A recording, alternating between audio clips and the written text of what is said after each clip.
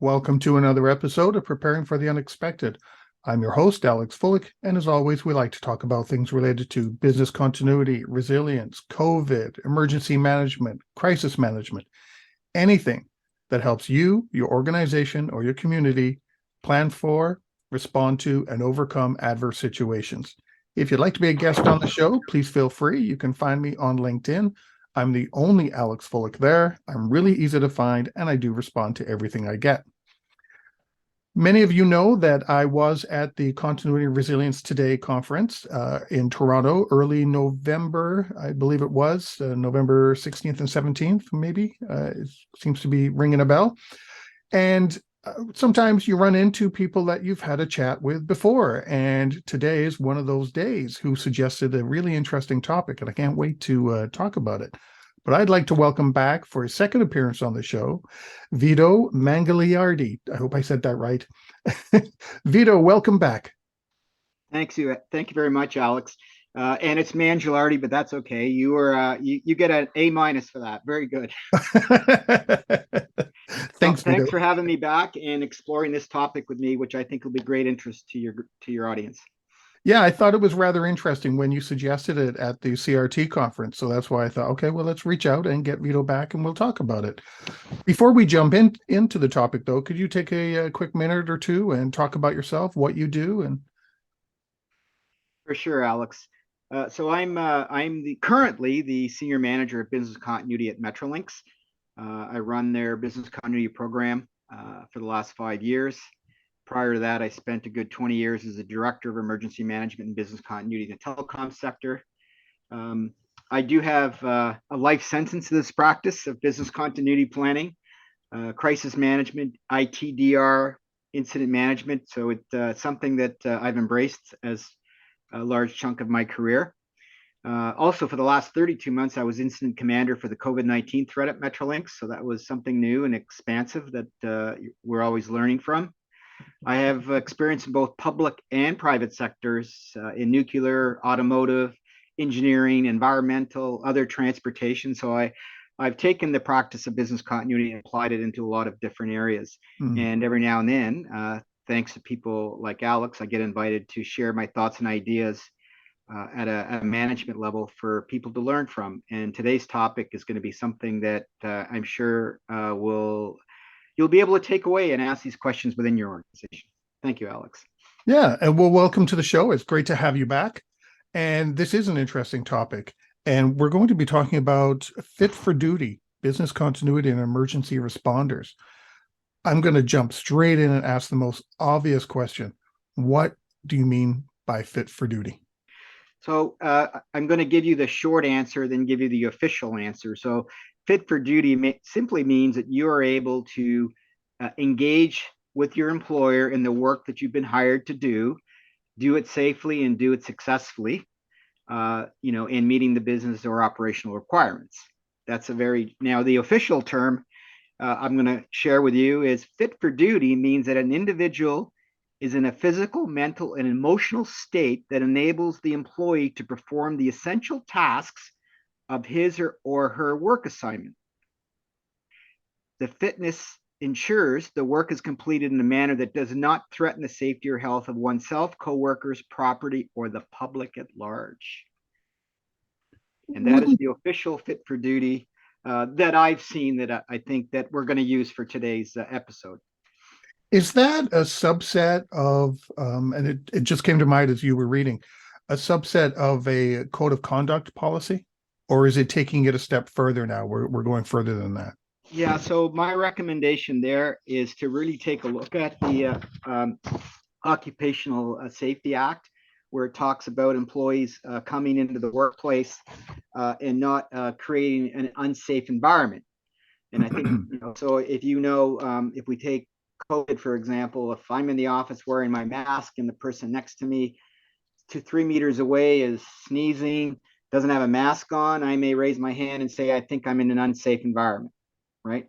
And then that employee would then be challenged about their health. You could call in Ministry of Labor.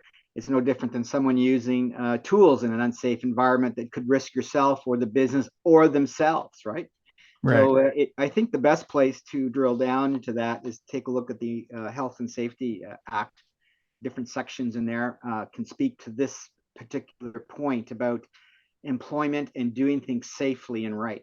And the fit for duty kind of stems off that since really since cannabis has been legalized in Canada. Well, how does cannabis come into it? Because it's Well, legal now. So how well, does it that is come into legal play? now, and that's the whole thing. We want to make sure that our employees are fit for duty to do their job. So if we think about what does it mean to be not, to be unfit for duty, it's the reverse. Unfit for duty means you are unable to perform the duties of your office grade, whatever your assignments are, due to your illness or injury. To be found unfit for duty, you must have a medical condition or disqualifies you from fitness for service. And we think about cannabis very simply. That's just one of many things that can make you unfit for duty. But since cannabis has been legalized, and cannabis is a lingering type of drug I will use. You can enjoy it on a Saturday night or any weeknight, but you've still got to go to work the next day. It's no different than alcohol and Mhm. some other things that can be considered other drugs, and even something as fatigue. Should you be going into the office if you're fatigued? So then fit for duty came into, well, how does that fit in with companies, organizations that have frontline staff, out in the public? They need to be clear in thought and mind and physically to address whatever. So now you're hearing that law enforcement, some organizations have zero tolerance. Some have some rules. For example, some law enforcement agencies I've read have zero tolerance, means you can't you have to be fit for duty, period. And if you are using cannabis as a specific to your question, you cannot return to work for 30 days, and then you remain unpaid for 30 days, as an example, right? So it depends on the nature of your work, what your deliverable are, how much you interact with the public. Recently, we had a bus driver that was charged with alcoholism. He was driving impaired, school bus full of kids, right? He was not fit for duty, if you want to apply that term to it, Mhm. right? It's interesting you mentioned fatigue and where we are right now, hopefully coming out of COVID. How would this impact doctors and nurses and other staff that are fatigued and have nothing to do with cannabis or alcohol or anything else? It is work fatigue. How would that apply to them? Because if we took all those nurses and doctors away who were fatigued, oh my goodness, we would be in such worse shape than we are now. Yeah, that's a really good question, an excellent point, Alex. It all boils down to what is the tolerance of the organization. So many organizations already now have an official, what I would call, fit for duty policy.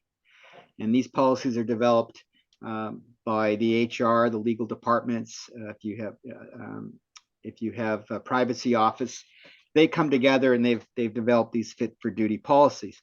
Now, I totally hear what you're saying. There may be certain circumstances where the introduction of such a policy does not make sense, but you are absolutely right. I cannot specifically answer that, but I can only Mm. imagine the fatigue, the mental stress, the physical stress, that these frontline responders, and how that may affect their work. That's why we need to thank them, because they are just amazing people. And Mm. I don't know what happens in the background there, but I'm sure that this is definitely on the radar. Um, yeah. I, I've got thinking now that um, how do you go about identifying someone who's not fit for duty? Because things like someone showing up who is still inebriated, it's going to be obvious. Someone who's on drugs, it could be obvious.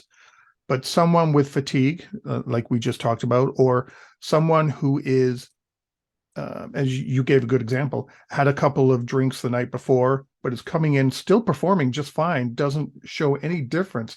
How do you go about identifying that that person can still be an issue? How do you identify that? So my thoughts on this, and just for the record, Alex, I'm not as you know, I'm a business continuity, emergency management professional. I always suggest bringing in the right people to process some of this from your organization. But no different than some of current policies we have at work. I mean, if you, as a manager, a people manager, see an employee that's not performing their work correctly or unsafely, you need to ask some questions about that. I mean, like if an employee comes into work and they're coughing extensively and sneezing, you may say, "Well, what are you doing at the office? You need to be home resting." And their argument is, well, I only get paid hourly. If I don't come to work, I can't get paid. I can't pay my rent. Well, you're introducing a risk environment. So the first line of defense, really, in an informal environment, is the frontline manager, or other employees raising awareness to a health issue that can mean several different things, and the impact that they may have on doing their jobs. Now, we swing to the other end of the scale. If we think about law enforcement, some transit operators, they're aware through observation, but they also have testing protocols, and this is where the policy comes in to say, "Hey, Alex, I think you're not behaving properly. You're about to be at the front line with public. I'm concerned. Do you want to talk about it?" Right? And if you continue to argue with me that no, I'm good to go, then I'm going to say that's great. As per our fitness for duty policy, we have engaged a third party certified organization that is going to do some breathalyzer tests with you or some other tests to confirm that you are good to go. And once we receive those results, and those results have been reviewed by a doctor, then we'll allow you back, and we'll pay you to stay home now for the next few days until those results come in. But we need to ensure that you're healthy and fit for duty. So it's not a case of just me walking up to Vito and saying, "I don't think you're fit for duty. Go away, go home." Well, There's a bigger process behind it to support the possibility of the person not being fit for duty. Yeah, you are right. Think of it like we've always been concerned about staff coming to work and not doing their jobs if they're not healthy. It's something that's always been there. The fit for duty comes in from a more formalized perspective, where you want organizations need to be very diligent, especially if we have staff interacting with people or operating, heavy duty equipment, however you define that. And are you introducing risks to your other employees or the public at large? Because that would be a huge liability to the organization if I allowed you, Alex, to continue to come to work knowing that you're caregiving at home for your parents, you're locking sleep, you're pulling extra shifts at work. You're not thinking clear. And, I value you as an employee, but I just don't want you here, right? Until you, are able.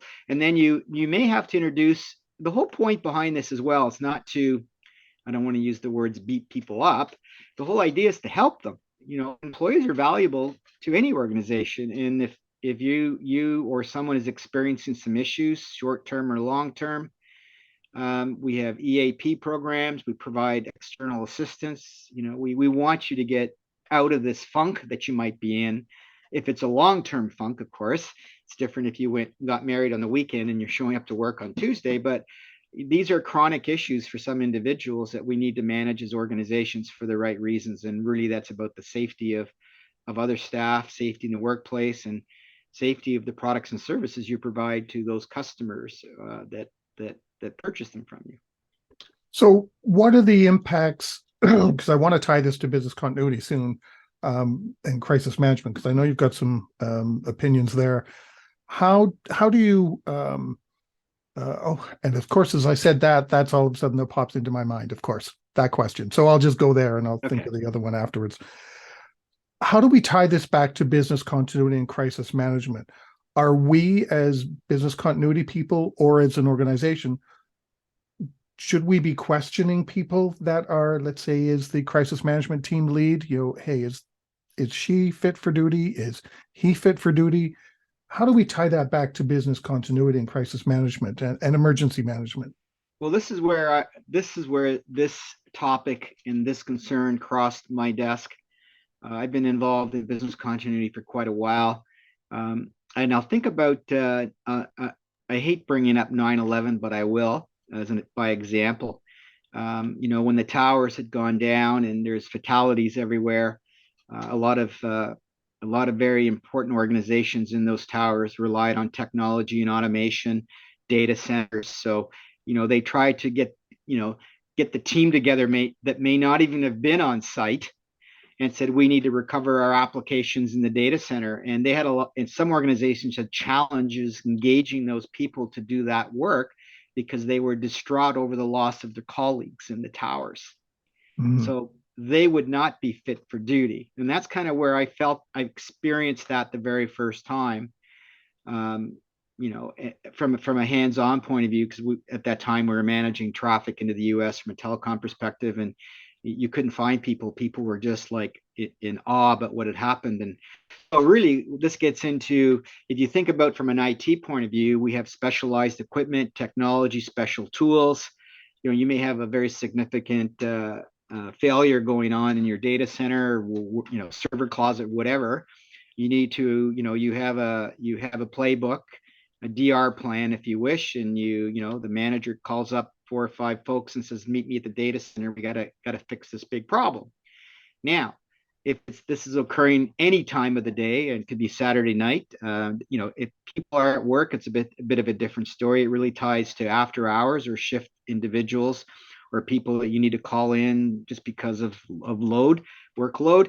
We need to be careful that these individuals that listed in these plans and these response plans, when we're engaging them, are fit for duty, because now they're coming in and under adverse conditions. It's no different than the fire department, which is why the fire department keeps all the firemen in one place, because they want to, I don't want to use the word monitor them. They're all doing the right things to be in a state of readiness.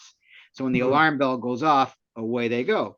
The rest of us in business continuity and emergency management, or sorry, business continuity and ITDR, we're usually at home when these things are happening. Something happens, you call the team in, and away you go. But we need to do a little bit of a quality on their ability to perform that emergency work, activate the plans, lead those plans. If you have a leader that's a little off, that could be very negative. I would rather ask the question, and I tell my employees, or I suggest individuals, if employees, unless you're paying them to be on call where they must be ready for action, then they have an obligation to perform when called upon. But if you are just relying on the responders in your plan when things aren't going right and you're having failures, and you call them, get them on a bridge, call them around a table, you know, I always check in with everybody. How's everybody doing? Are we ready to do this? Are you uncomfortable? Like, I would rather have my responding team declare that, hey, I'm just celebrating I've been out, and I'm going to decline this because I've just not, we use the word, I'm not fit to do this right now. And no questions asked, go to the backup on the list and try to engage them. So I think, it's really around, when you think about the concept of fire department, police department, emergency services, those guys, are regulated now with this.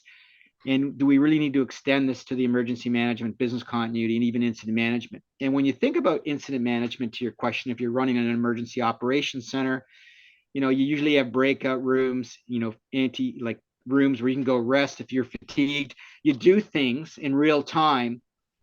I need Alex to be there for 18 hours a day. And I don't want him to drive home after 18 hours. I'm going to get him a hotel across the street. He's going to go walk across the street and rest and come back the next day. Also, if Alex's family, maybe you've got a new family, or you're a new puppy, and you've got home responsibilities, you know, I've got to help you balance that. So I may, as an organization, may take staff that are doing unessential tasks at time of incident, or hire an organization to come in and help your family while you're working for me. Because the more comfortable you are and your mind is clear, you can then focus in on your tasks, without being distracted, which is really the key word. So, there's a lot of things here. There's even the mental health issues that you experience, coming out of COVID, and how things can trigger you. you have, respectfully abusive home environments that, can be very taxing on an individual, so there's lots of reasons that put an employee not fit for duty. So even if it's business continuity, incident management, our space, our realm, these are very important people that we've identified as essential in our planning. And if they're going to be essential, we need to make sure that they are prepared to deliver their work, when we need them to. You brought up an interesting point where you used yourself as the example, so I'll use you as the example here, where you're identifying team members who can't participate and you need a backup and things like that, or after a time, they need to be replaced. Hey, you've been here 18 hours, go to a hotel, those kind of things. Who's checking you? When do you know when you need a break and someone else needs to step in? Yeah, that's also a very good question. I mean, the answer to that is we're all human beings. We're all made differently, and we all operate differently. Some people are able to absorb more pain and shock, or stressful situations than other. And I think we all have to be responsible for our own mental health and management under these scenarios. And we need to make sure that, like with any incident, you're 1 or 2, 3 deep on incident management, the players on your team. This is all done by design, and it should be something that is managed as part of the incident management protocol. You develop some cadence around, okay, we're going to do 10-hour shifts. We all have backups. Who doesn't have a backup? Well, I don't have a backup. Well, you better get a backup, while you're on shift, find somebody. You have to definitely premeditate those actions. It should be part of your playbook. I mean, this is not something that we should be second guessing and doing sort of on the fly. And Right. I was looking at your plan, and which we do look at many plans in our work. We raise those questions about, are they the right people? And it's not, it's there's a lot of things in the background that can make you the wrong person. But you have to try to balance, the skill set and the work at time of incident. And caregivers at home, is we're seeing a lot more employees, managing a mother-in-law in the house, and they do their day job, but they go home, and you know they can't be distracted. So we then ask the question, are they the person to have in your plan anyways? Because you always Mhm. look at, when you're developing these plans, you say, they're the right people from a work perspective, but you need to understand, are they the right person holistically? Can I call them at 3 in the morning, and can they show up? Because there's never the right time for a crisis. But Yeah, back to your true. original question, that's uh, I just find that there are leaders that have the ability to lead longer, and that's a good and bad thing, because sometimes you don't follow your own rules. You don't want to leave, an incident command role, because it's game day. A lot of stuff's happening, but I think a sign of a good leader is stepping back and recharging, and handing everything off to somebody coming in.